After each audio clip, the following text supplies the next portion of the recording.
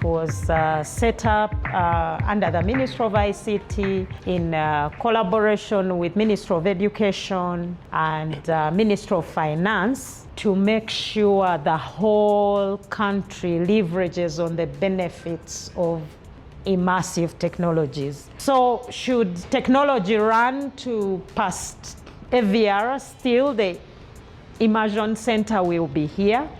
We are good to go. We've been able to train 18 trainers of trainers, including youth collaborators. So among these, we've been able to equip them with the skills in virtual reality, where they're immersed and they're able to get the core working skills for decent work.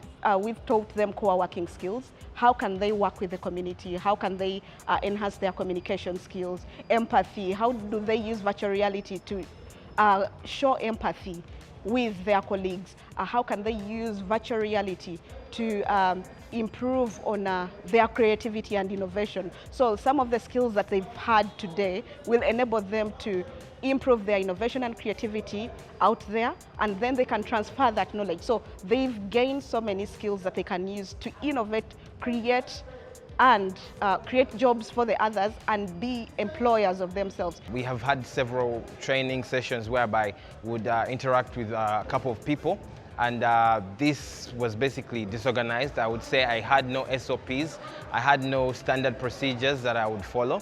But during this training, we sort of like got an idea or insight into how to conduct SOPs or to train people on how to use virtual reality headsets in an orderly way through a standard procedure, which was open source. We didn't know about that, but it was great because many people do need these SOPs to avoid invasion of spaces, also maybe some ethical mishaps that may occur.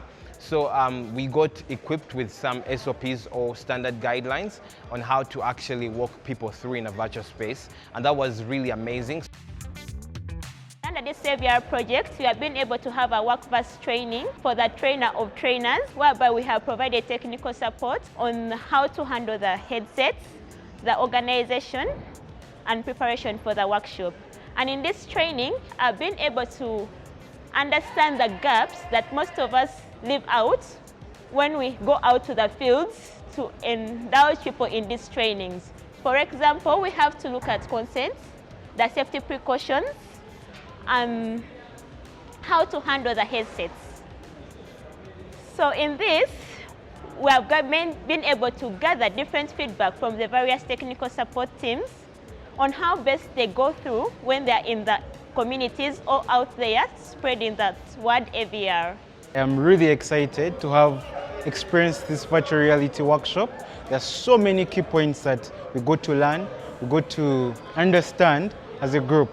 Number one was we got to realize that virtual reality can be used in so many soft skills, and so many applications can be seen in the workforce, from communication skills to interview skills to speaking to large groups of people. So basically the experience was something that was very educating to the young youth, but also looking at the future and how we can leverage immersive technology like virtual reality in our workforce, and how we can skill people with the necessary skills to be ready for the work environment, and how to also behave in the work environment with all these necessary skills. So thank you so much, International Labour Organization. It has been a pleasure learning, and we hope to see more of these experiences.